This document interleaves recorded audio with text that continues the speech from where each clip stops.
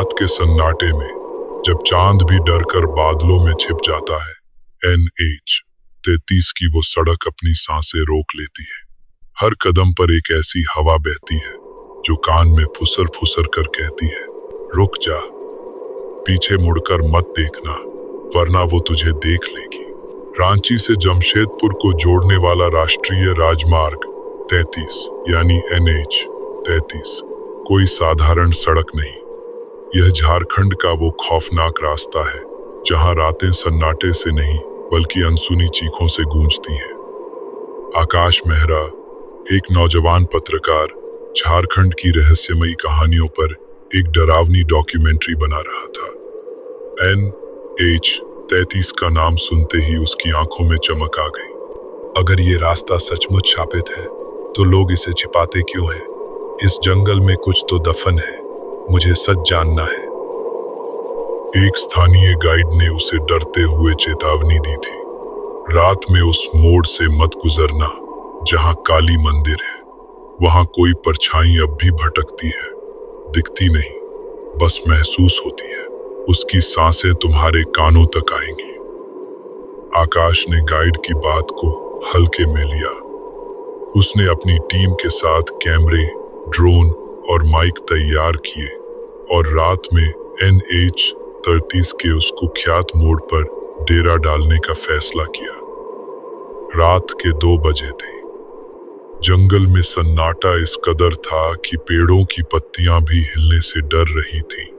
तभी उनकी वैन के पास से एक सफेद साड़ी में लिपटी आकृति तेजी से गुजरी। उसका चेहरा धुंधला, लेकिन उसकी आंखें खाली, काली और ठंडी थी। सर, वहां कोई है, सफेद साड़ी में। टीम के कैमरामैन राहुल की डर से हालत बिगड़ने लगी और वह कांपने लगा। आकाश ने बाहर निकलकर चिल्लाया, कौन है? जवाब में सिर्फ एक ठंडी, कर्कश हंसी जंगल में गूंजी, जो हर किसी के रोंगटे खड़े कर गई। वो फिर आई, NH-33 की आत्मा, चुपचाप लेकिन हर आंख को घूरती हुई, जैसे कोई सवाल चीख रहा हो। राहुल की हालत बिगड़ने लगी। उसकी आंखें सफेद हो गईं, शरीर अकड़ गया और डर के मारे उसने अपनी पैंट गीली कर दी। गाइड ने कांपते हाथों से मंत्र पढ़े और फुसफुसाया, ये उस लड़की की आत्मा है जिसे सालों पहले इसी मोड़ पर एक ट्रक ने कुचल दिया था। वो 2 टुकड़ों में बट गई थी, अब वो न्याय मांगती है। सुबह पास के मंदिर के पुजारी ने बताया, उस आत्मा का पिंडदान करना होगा, वरना वो किसी के शरीर में समा जाएगी और जो भी उसका शिकार बनेगा वो कभी नहीं बचेगा। टीम ने डरते डरते गंगा किनारे उस आत्मा का पिंडदान किया। अचानक से तेज हवा चली, जैसे कोई चीख हवा में घुल गई। फिर अचानक सब कुछ शांत हो गया, या शायद ऐसा सिर्फ लग रहा था। 1 हफ्ते बाद आकाश ने अपनी फुटेज चेक की। स्क्रीन पर एक चेहरा उभरा। वो उसका अपना चेहरा था, लेकिन आंखें नहीं, वो उसकी नहीं थी। वो खाली थी, जैसे किसी और की आत्मा उसमें झांक रही हो। आकाश का दिल जोरों से धक धक कर रहा था। उसने अकेले उस मोड़ पर जाने का फैसला किया। अब सच्चाई से भागने का वक्त नहीं, मुझे उसका सामना करना होगा, उसने सोचा। रात फिर वही थी। काली मंदिर के पास हवा ठंडी और भारी थी। अचानक से वो आत्मा प्रकट हुई। उसका चेहरा अब साफ था, खून से सना, टूटा हुआ और आंखें ऐसी जो आत्मा तक को जला दे।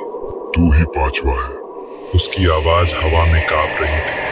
तूने देखा था पर कुछ नहीं किया। आकाश को अचानक एक झटका लगा। उसकी आंखों के सामने धुंधली यादें उभरी। वो ट्रक ड्राइवर था।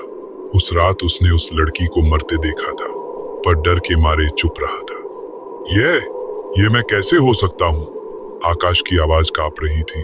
अब तुझे देखना होगा अपना अंत। आत्मा की चीख जंगल में गूंज उठी। 1 हफ्ते बाद टीम ने आकाश का कैमरा तामार घाटी में पाया। आखिरी वीडियो में सिर्फ उसकी चीखें थीं और कैमरा हिल रहा था, जैसे कोई अनदेखा हाथ उसे चला रहा हो। आज भी NH-33 पर तामार घाटी के पास रात के सन्नाटे में एक सफेद साड़ी वाली औरत दिखती है। वो हर गाड़ी के पास रुकती है और पूछती है, क्या तूने उस रात कुछ देखा था? अगली बार जब आप NH-30 पर रात में सफर करें तो अपनी खिड़की बंद रखना, कहीं वो परछाई आपको न देख ले और आपसे वही सवाल न पूछे। क्या तू तैयार है उसका जवाब देने के लिए?